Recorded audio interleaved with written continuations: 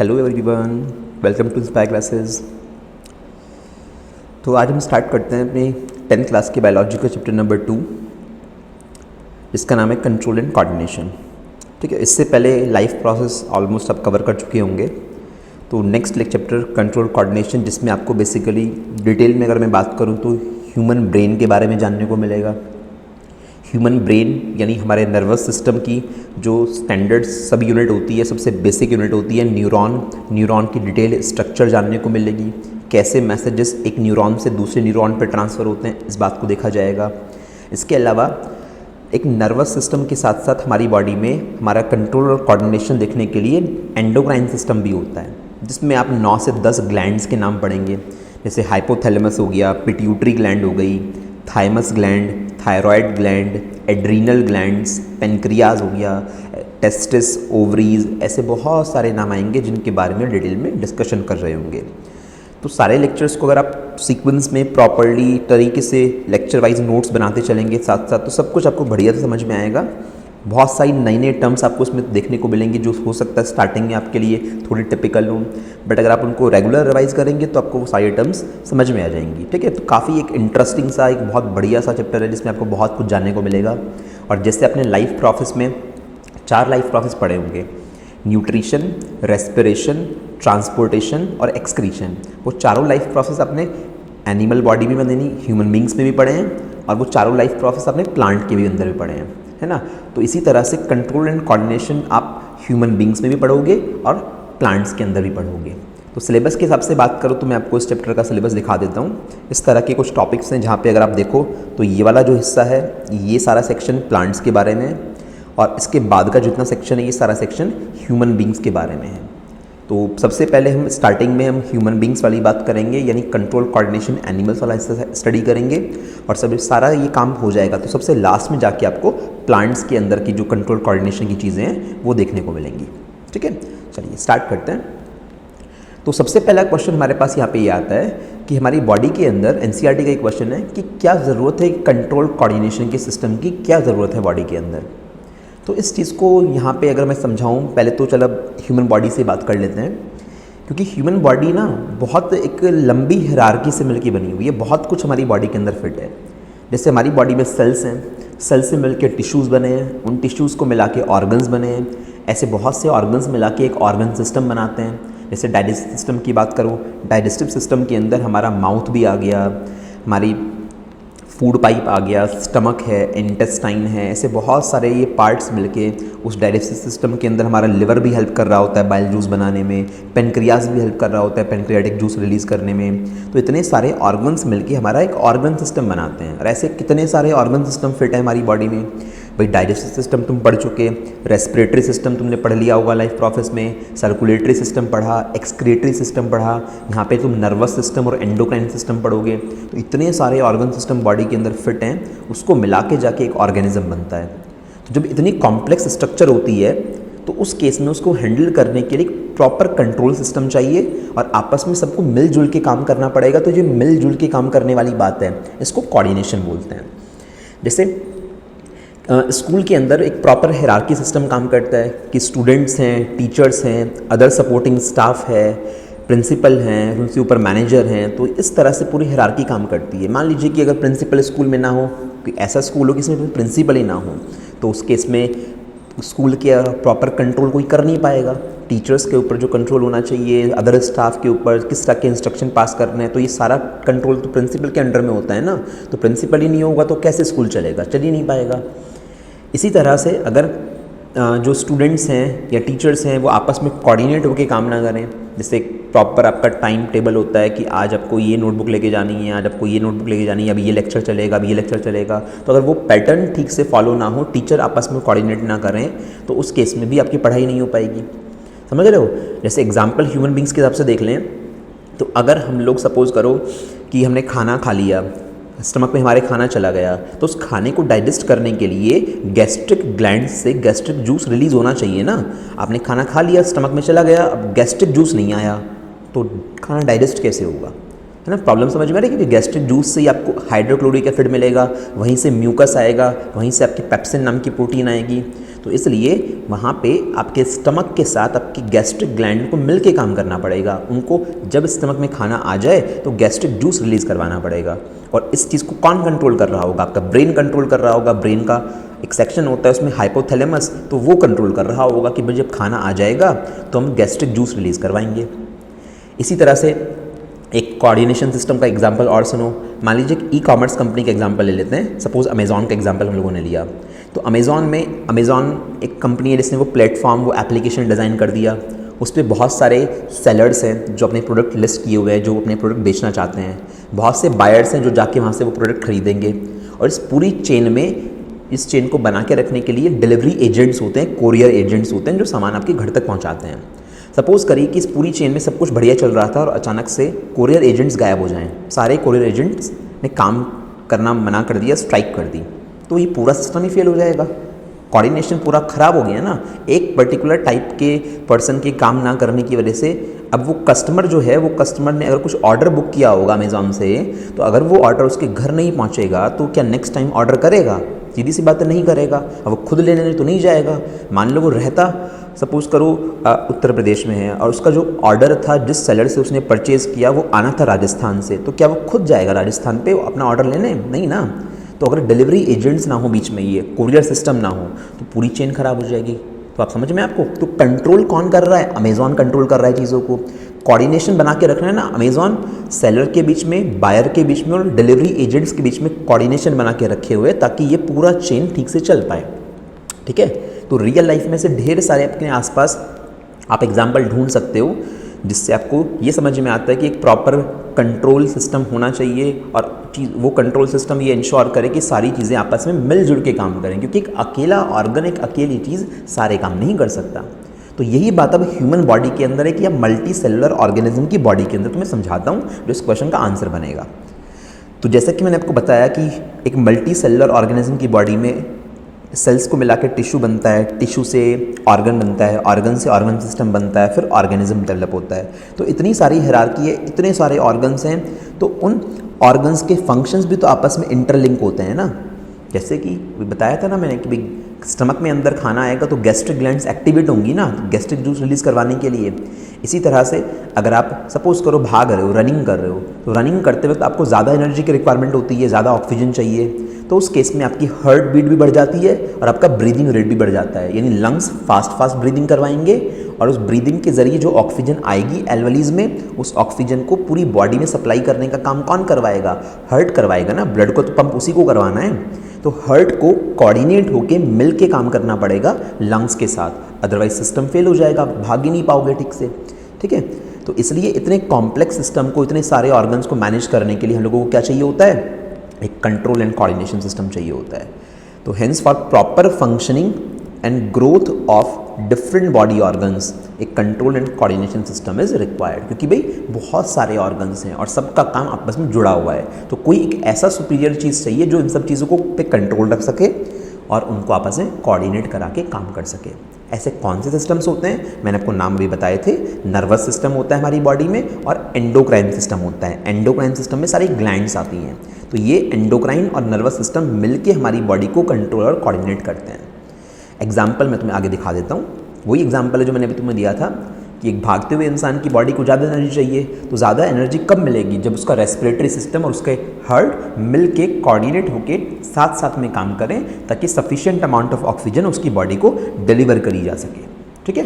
तो ये question NCERT का था। आई होप तुम्हें समझ में आया होगा इस क्वेश्चन से कि बॉडी के अंदर कंट्रोल कोऑर्डिनेशन की रिक्वायरमेंट क्या है, कि यह चैप्टर का जो ये नाम है कंट्रोल एंड कोऑर्डिनेशन, इसका मतलब क्या होता है। तो कोई एक ऐसा सिस्टम जो चीज़ों को कंट्रोल कर रहा हो और बाकी सिस्टम्स को बोले कि आप आपस में मिलजुल के काम करो, तभी टास्क टाइम से और एफिशिएंट वे में परफॉर्म हो पाएगा। ठीक है? चलिए अब कुछ टर्म्स समझ लेते हैं। 2-3 टर्म्स हम लोगों को यहाँ पे समझनी है ताकि हम इस चैप्टर को और बेटर वे में क्लियर कर पाएँ। तो उसमें से सबसे पहले टर्म आती है स्टिमुलाई। ठीक है? स्टिमुलाई को मैं थोड़ा सा और एक्सप्लेन कर देता हूँ आपको। तो जो ये टर्म है स्टिमुलाई, ये प्लूरल टर्म है। ये वर्ड जो है एक प्लूरल वर्ड है। इसका एक सिंगुलर वर्ड होता है स्टिमुलस। तो अगर एक चीज़ की बात कर रहे हो तो आप बोलोगे स्टिमुलस। ठीक है? ये अपने कॉपी पे कहीं लिख लेना। अगर एक चीज़ की बात कर रहे हो तो स्टिमुलस, ये सिंगुलर है, और अगर प्लूरल वर्ड की बात कर रहे हो तो स्टिमुलाई। होता क्या है, हमारे सराउंडिंग एनवायरनमेंट में हमारे आसपास होने वाला ऐसा कोई भी चेंज जिसको हमारी बॉडी रिस्पॉन्ड करती है या रिएक्ट करती है। जैसे कि सपोज करो आप किचन में काम कर रहे थे और अचानक से आपका हाथ तवे पे लग गया। जैसे इस डायग्राम को देखो, ये पर्सन किचन में है, इसका अचानक से हाथ इस गर्म चीज़ पे लगा और इसने फटाक से हाथ हटना साइड में हटा लिया। तो वो जो गर्म चीज़ थी, वो जो हीट थी वहाँ पे, वो इसके लिए स्टिमुलस का काम कर गई, क्योंकि इसकी बॉडी ने रिस्पॉन्ड दिया ना इसे। जैसे ही इसने तवे पे हाथ लगाया, गर्म तवे पे, तो इसने एकदम हाथ हटाया। तो गर्म तवे पे हाथ लगाया तो जो वो तवा था उस पर जो हीट थी, वो हीट कैसा काम करी इसके लिए, स्टिमुलस का, क्योंकि इसकी बॉडी ने रिस्पॉन्ड दिया, हैंड्स मूव हो गया। तो हीट यहाँ पे एक स्टिमुलस की तरह काम कर रही है। तो एग्जाम्पल में आप हीट को देख लीजिए। इसके अलावा लाइट का बात करते हैं, यहाँ पे लाइट लिखा हुआ है। तो मान लीजिए जब आराम से बैठे हुए थे, सामने से एकदम से कोई गाड़ी आई और उसने उसकी सीधी हेडलाइट की रोशनी आपकी आंखों में पड़ी, तो एकदम से आपको अपनी आंखें बंद करनी पड़ जाती हैं। क्यों? इतनी तेज़ रोशनी को हमारी आंखें सह नहीं पाती, तो एकदम से हमें आंखें बंद करनी पड़ती हैं। तो आपने लाइट के रिस्पॉन्स में अपनी आइज़ को क्लोज कर लिया, तो लाइट आपके लिए क्या हो गई, स्टिमुलस। सराउंडिंग एनवायरनमेंट में होने वाला ऐसा कोई भी चेंज जिसको आपकी बॉडी रिस्पॉन्ड करती है, उस चेंज को स्टिमुलस बोलते हैं। तो अगर तेज़ रोशनी आएगी तो आपकी आंखें बंद हो जाएंगी, तो वो तेज़ रोशनी आपके लिए स्टिमुलस हो गई। किसी गर्म चीज़ पे हाथ लग जाएगा तो हाथ हट जाएगा, तो वो हीट आपके लिए स्टिमुलस हो गई। मान लो आप पार्क में कहीं पे बैठे हुए थे, किसी ने आपको आवाज़ लगाई तो आपने मुड़ के देखा कि भाई कौन बुला रहा है, तो वो साउंड आपके लिए स्टिमुलस हो गई, क्योंकि जैसे किसी ने आवाज़ लगाई आपकी बॉडी ने रिएक्ट करा, आपने मुड़ के देखा। इसके अलावा सपोज़ घर में कोई चीज़ बन रही थी, कोई मीठी चीज़ बन रही थी, हलवा बन रहा था, तो उसकी स्मेल आपकी नाक तक आई, तो उसके बाद आपको फीलिंग हुई कि हाँ बहुत कुछ अच्छी सी चीज़ बन रही है, तो चलो जाके देख के आते हैं। तो फिर से बॉडी में मूवमेंट हुआ, माइंड ने सोचना स्टार्ट कर दिया उस चीज़ के बारे में कि भाई ऐसा क्या बन रहा है, तो स्मेल आपके लिए एक स्टिमुलस का काम कर गई। समझ रहे हो? तो ये चीज़ भी याद रखना कि एक चीज़ जो आपके लिए स्टिमुलस का काम कर रही है, ज़रूरी नहीं है कि किसी दूसरे बॉडी के लिए या किसी दूसरे पर्सन के लिए भी वो स्टिमुलस का काम कर रही हो। मान लो पार्क वाला एग्जांपल लेते हैं कि जब पार्क में आप बैठे हुए थे, आपको किसी ने आवाज़ लगाई, ठीक है, तो आपने पीछे मुड़ के देखा, आपने रिस्पॉन्ड दिया। सपोज़ करिए कि आपका जो नाम है, उसी नाम का एक बंदा और बैठा हुआ था आपके पास में ही पार्क में, बट उसने हेडफोन लगाया हुआ था, तो वो मतलब फुल वॉल्यूम पे म्यूज़िक सुन रहा था। तो उस केस में क्या होगा कि उस पर्सन ने आवाज़ लगाया नाम लेके, तो आपने तो मुड़ के देखा, बट आपके साथ वाले ने मुड़ के नहीं देखा। क्यों? क्योंकि उसके कान में तो हेडफोन लगे हुए हैं, तो उस तक वो स्टिमुलस पहुंचा ही नहीं, तो उसकी बॉडी ने रिएक्ट ही नहीं करा। समझ रहे हो? तो कोई एक चीज़ जो आपके लिए स्टिमुलस की तरह काम कर रही है किसी इंस्टेंट पे, तो ज़रूरी नहीं है कि वही सेम चीज़ किसी दूसरे के लिए भी स्टिमुलस हो। ठीक है? तो आसपास के एनवायरनमेंट में होने वाला कोई भी ऐसा टास्क, कुछ भी ऐसी चीज़ जिसको देख के मन में कुछ ख्याल आता है या कुछ रिस्पॉन्सनेस आती है, तो कुछ भी रिस्पॉन्स अगर हमारी बॉडी उसको देख के करती है, तो वो सराउंडिंग एनवायरनमेंट में होने वाला चेंज हम स्टिमुलस कहते हैं। ठीक है ना?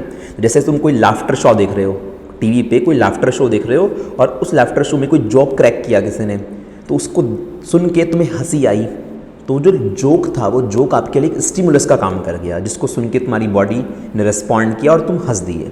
समझ रहे हो? तो ऐसे पता नहीं कितने सारे एग्जाम्पल हो सकते हैं स्टिमुलस के, जिसके अकॉर्डिंग हमारी बॉडी रिस्पॉन्ड करती है। प्लांट का भी एग्जाम्पल है। यहाँ पे आप देखो, आपको एक प्लांट नज़र आ रहा होगा, टच मी नॉट प्लांट। जैसे इसको टच किया जा रहा है, उस प्लांट की पत्तियाँ सारी की सारी मुरझा जाती हैं। आप देखना ध्यान से, दोबारा से टच करते ही इस प्लांट की पत्तियाँ सारी फोल्ड हो गई।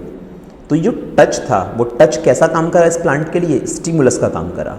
तो आई होप तुम्हें स्टिमुलस समझ में आ रहा होगा। सराउंडिंग एनवायरनमेंट से कोई भी ऐसा सिग्नल, कोई भी ऐसा चेंज जिसको बॉडी रिस्पॉन्ड करेगी, उसको स्टिमुलस बोलते हैं।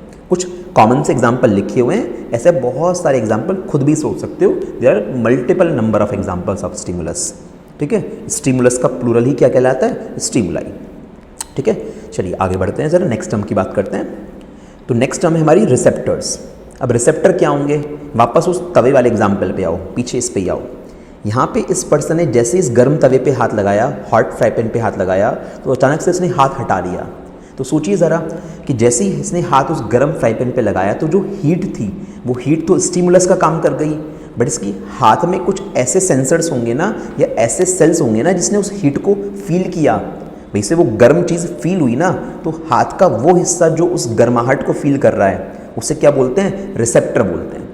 तो रिसेप्टर क्या होता है? बेसिकली रिसेप्टर कोई ऑर्गन नहीं होता, रिसेप्टर कोई सेल या ग्रुप ऑफ सेल्स होता है जो आपके सेंस ऑर्गन में प्रेजेंट होते हैं, जिसकी वजह से आप किसी पर्टिकुलर टाइप के स्टिमुलस को सेंस कर पाते हो। जैसे कि कान, आपको पार्क में बैठे थे, आपको किसी ने आवाज़ लगाई, तो वो आवाज़ तो स्टिमुलस हो गई। आपका कान के अंदर कुछ स्पेसिफिक टाइप के सेल्स हैं जिसने उस साउंड को सुना और आपको समझाया कि आपको कोई बुला रहा है। तो कान के अंदर प्रेजेंट वो सेल्स जिन्होंने साउंड को डिटेक्ट करा उसको रिसेप्टर बोलते हैं। समझने की कोशिश करना अच्छे से। आपका ईयर जो है, आपका कान, वो डिटेक्टर, वो रिसेप्टर नहीं है। रिसेप्टर क्या है? उस ईयर के अंदर प्रेजेंट कुछ स्पेसिफिक टाइप के सेल्स, तो उसको हम लोग रिसेप्टर बोल रहे हैं क्योंकि उन्होंने साउंड को डिटेक्ट कर लिया, उसको आइडेंटिफाई कर लिया। इसी तरह से स्मेल जब आती है तो स्मेल किससे स्मेल करते हो? नोज़ से करते हो ना। तो नोज़ तो सेंस ऑर्गन हो गया हमारा। अब नोज़ के अंदर कुछ स्पेसिफिक टाइप के सेल्स प्रेजेंट हैं जो उस स्मेल को डिटेक्ट करते हैं। उन स्पेसिफिक टाइप के सेल्स को बोलते हैं नोज़ के रिसेप्टर्स। ऐसी आँख हैं, आप किसी चीज़ को देख रहे हो तो लाइट सामने से आ रही है, तो लाइट तो रिसेप्टर, आप लाइट तो स्टिमुलस हो गया, तो लाइट आंखों के अंदर पहुंची, तो आंख के अंदर पहुंच के तुमने भी स्ट्रक्चर ह्यूमन आई में अगर पढ़ लिया हो तुमने चैप्टर अपना फिजिक्स में, तो ह्यूमन आई में तुमने स्ट्रक्चर पढ़ी होगी आई की। अगर नहीं पढ़ी है तो थोड़ा बहुत तुम्हें आइडिया होगा। तो ह्यूमन आई के अंदर रेटिना होती है, तो जैसी लाइट रेटिना पे पहुँचती है तो रेटिना पे पहुँच के सेंसेशन ब्रेन तक जाता है और हमें इमेज समझ में आती है कि ये चीज़ नज़र आ रही है। तो रेटिना के अंदर जो सेल्स प्रेजेंट होते हैं जो आपकी आने वाली लाइट को सेंस करते हैं, तो वो क्या कहलाए थे? वो कहलाते हैं रिसेप्टर्स, जिसमें रॉड्स और कॉन सेल्स आप लोग पढ़ते हो। ठीक है, तो ऐसे बहुत सारे एग्जाम्पल। तो हमारे हाथ पे कौन से रिसेप्टर हुए होंगे? तो हाथ पे भी कुछ ऐसे रिसेप्टर होंगे ना जो आपको बताएंगे कि ये चीज़ हीटेड है, ये चीज़ गर्म है, ये चीज़ ठंडी है। तो किसी चीज़ का हीटेड होना, उसका ठंडा होना, ये किस चीज़ से सेंस होगा? आपके सेंस ऑर्गन से। 5 सेंस होती है ना इंसानों के अंदर। टेस्ट के लिए आपके पास टंग होती है, तो टंग पे आपके बहुत सारे अलग अलग सेल्स प्रेजेंट होते हैं जो आपको ये एहसास करवाते हैं कि ये चीज़ मीठी है, कड़वी है, खट्टी है। तो टंग के ऊपर के जो सेल्स हो गए वो टंग के रिसेप्टर हो गए। स्किन पे जो सेल्स हो गए वो स्किन के रिसेप्टर हो गए। आँखों के अंदर जो सेल्स हो गए रेटिना में वो आई के रिसेप्टर हो गए। कान के अंदर जो सेल हो गए वो कान के रिसेप्टर हो गए जो साउंड को सेंस करेंगे। नोज़ के अंदर जो रिसेप्टर हो गए वो नोज़ के रिसेप्टर हो गए जो स्मेल को सेंस करेंगे। तो रिसेप्टर समझ में आया? रिसेप्टर एक सेल है या ग्रुप ऑफ सेल्स है जो हमारे सेंस ऑर्गन में प्रेजेंट होता है, which are sensitive to a particular type of stimulus. कि भाई लाइट को आपकी आँख के स्टिमुलस, आँख के सेल्स सेंस करेंगे, साउंड को आपके कान के सेल्स सेंस करेंगे, स्मेल को नोज़, टेस्ट को टंग के सेल्स और टच को आपके स्किन के सेल्स। ठीक है, अब इन सब रिसेप्टर्स के अलग अलग नाम हैं। तो ये चार्ट आपको बनाना है, ये चार्ट आपको एज इट इज़ अपनी नोटबुक में बनाना है और उसको याद करना है, बड़ा इंपॉर्टेंट है। तो यहाँ ऑर्गन का नाम लिखा हुआ है, यहाँ रिसेप्टर लिखे हुए हैं कौन से होते हैं और क्या काम है उनका। तो जैसे कि आंखों के अंदर अगर बात करें तो आइज़ में होते हैं फोटो रिसेप्टर्स। कौन से? फोटो रिसेप्टर, जो हमें लाइट सेंस करवाते हैं कि सामने से रोशनी आ रही है। दूसरे हो गए आपके पास ईयर्स। आपका ऑर्गन क्या हो गया? ईयर्स। ईयर के अंदर कौन से रिसेप्टर्स हैं? फोनो, फोन से याद रखना, फोनो रिसेप्टर्स। ये क्या करवाएंगे? साउंड सेंस करवाएंगे। साउंड तो स्टिमुलस हुई ना, उस स्टिमुलस को जो सेल्स सेंस कर पा रहे हैं उसको बोलते हैं रिसेप्टर। तो कौन से सेल्स होते हैं कान में? फोनो रिसेप्टर होते हैं। हमारी जो जीभ होती है टंग, टंग पे होते हैं हमारे गस्टेटरी रिसेप्टर्स। ठीक है, काफ़ी इंपॉर्टेंट है, ये बहुत बार पूछे हुए हैं एग्जाम में। गस्टेटरी रिसेप्टर्स होते हैं स्किन पे, किस काम आते हैं? टेस्ट सेंस करवाते हैं, चीज़ मिट्टी, खट्टी, कड़वी, फीकी कैसी है। हमारी नाक के अंदर नोज़ में होते हैं ऑल्फैक्टरी रिसेप्टर्स जो स्मेल का काम करवाते हैं, सेंस करवाते हैं कि स्मेल कैसी है, अच्छी स्मेल है, बुरी स्मेल है। और स्किन पे होते हैं हमारे थर्मो रिसेप्टर्स जो हमें ये एहसास करवाते हैं कि कोई चीज़ टच हुई है हाथ से, कोई गर्म चीज़ टच हुई है, ठंडी चीज़, किसी ने पिन चुभाई है। तो ये सब एहसास आपको आपके थर्मो रिसेप्टर के ज़रिए होता है।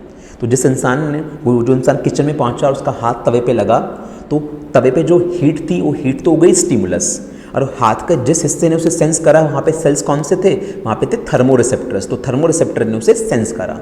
ठीक है, तो रिसेप्टर वो सेल या ग्रुप ऑफ सेल्स है जो किसी पर्टिकुलर टाइप के स्टिमुलस को सेंस करेगा, उसको एक्सेप्ट या उसको रिसीव कर पाएगा। ठीक है, ये 5 टाइप के आपके सेंस ऑर्गन और उनमें 5 टाइप के आपको रिसेप्टर्स के नाम अच्छे से याद रखने हैं विद फंक्शन। तो ये चार्ट आप अपने नोट्स में बना लेंगे। नेक्स्ट पे आते हैं तीसरी टर्म पे, इफेक्टर्स। अब इफेक्टर क्या होते हैं? तो वापस आओ जरा उसी तवे वाले एग्जाम्पल पे, है ना, इस पे बाद में आएंगे। ये डायग्राम आपको नहीं बनाना है, डायग्राम ड्रॉ करने की जरूरत नहीं है, बस अंडरस्टैंडिंग करा दूंगा, समझा दूंगा। पहले पुराने डायग्राम पे आओ कि उस पर्सन के हाथ पे मैं आपको दिखा देता हूँ वापस पीछे जाके। ये रहा, इस पर्सन के हाथ पे जैसे तवे से टच हुआ इसका हाथ, तो आप देख रहे हो इसने रिस्पॉन्स दिया, इसने अपना हाथ एकदम से हटा लिया। तो सोचिए जैसे ही इस पर्सन का हाथ उस तवे पे लगा होगा तो वो जो हीट थी वो हीट स्टिमुलस का काम करी। हाथ के ऊपर जो थर्मो रिसेप्टर्स थे उसने उस हीट को सेंस करा। वो इन्फॉर्मेशन पहुंचाई जाती है आपके सेंट्रल नर्वस सिस्टम तक। सेंट्रल नर्वस सिस्टम में आपका ब्रेन आता है और स्पाइनल कॉर्ड आता है। तो अगर कोई छोटा मोटा इंस्ट्रक्शन होता है तो स्पाइनल कॉर्ड से ही वापस लौट के आ जाता है, स्पाइनल कॉर्ड ही उसका रिस्पॉन्स जनरेट करता है और वो वापस आ जाएगा। बट कोई बहुत इंपॉर्टेंट फंक्शन होता है या कोई बहुत इंपॉर्टेंट इंस्ट्रक्शन होता है तो ब्रेन तक जाता है, ब्रेन रिस्पॉन्स जनरेट करता है और फिर वापस लेके आता है उसे। तो मतलब आप भी ब्रेन स्पाइनल कॉर्ड को छोड़ दो, आप सिर्फ इतना याद रखो कि जैसे ही हाथ को आपने टच किया तवे पे तो वो हीट आपका स्टिमुलस थी, क्योंकि उसके अगेंस्ट आपकी बॉडी रिएक्ट करने वाली है।